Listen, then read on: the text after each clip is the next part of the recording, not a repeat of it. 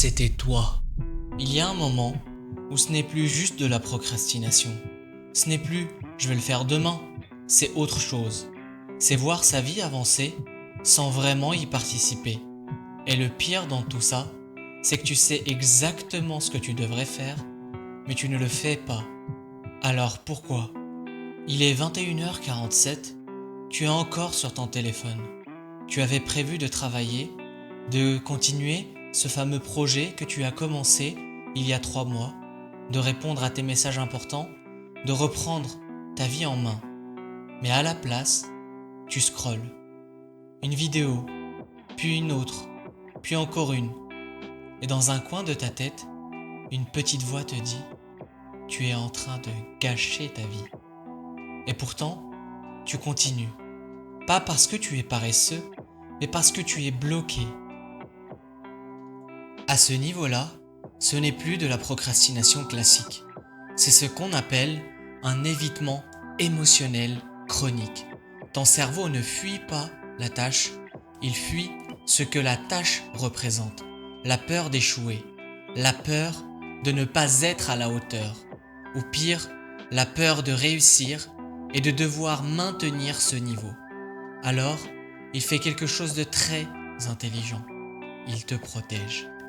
Il t'oriente vers des actions faciles, des actions rapides, sans risque, du contenu court, des distractions, des micro-dopamines. Résultat, tu restes occupé, mais tu n'avances pas. En 1947, le philosophe Jean-Paul Sartre parlait de mauvaise foi. Pas dans le sens moral, mais dans le sens où l'on se ment à soi-même pour éviter de faire face à notre liberté. Parce que choisir d'agir, c'est aussi accepter la responsabilité des conséquences. Et ça, pour le cerveau, c'est terrifiant. Alors, on préfère rester dans notre zone floue, notre zone de confort, entre intention et inaction.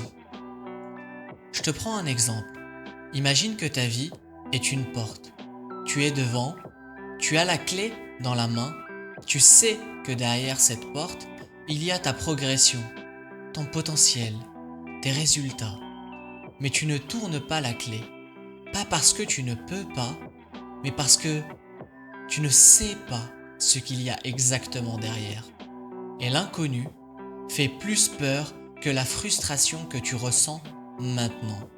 Alors, tu restes là, à regarder la poignée, pendant des semaines, pendant des mois, pendant des années. Sortir de ce niveau de procrastination demande autre chose que de la motivation. Je vais te présenter 3 leviers concrets qui vont t'aider. Le premier point, c'est de réduire la taille de l'action à l'absurde. Il ne faut pas travailler 2 heures. Il faut juste ouvrir le document, écrire une phrase, lancer le minuteur 2 minutes maximum. Ton cerveau n'a pas peur de l'effort, il a peur de l'ampleur. Deuxième point, négocie avec ton futur toi. Dis-toi, je le fais mal, mais je le fais maintenant. Le perfectionnisme est souvent une excuse déguisée. Faire imparfaitement les choses crée du mouvement, et le mouvement casse la paralysie. Troisième point, crée une contrainte externe. Le cerveau déteste les obligations internes, mais il respecte les contraintes externes. Annonce ton objectif à quelqu'un. Mets une échéance publique, une date. Engage-toi, financièrement si nécessaire. Rends l'inaction inconfortable. Pour conclure, le vrai danger de la procrastination, ce n'est pas de perdre du temps, c'est de perdre confiance en toi. Chaque promesse non tenue devient une preuve que tu ne passes pas à l'action. Et petit à petit, tu arrêtes même d'essayer. Mais il y a une bonne nouvelle. Tu n'as pas besoin de changer toute ta vie. Tu as juste besoin de faire ce que tu évites pendant 2 minutes. Parce que parfois, le problème n'est pas que tu n'avances pas. C'est que tu attends de te sentir prêt et ça n'arrive presque jamais.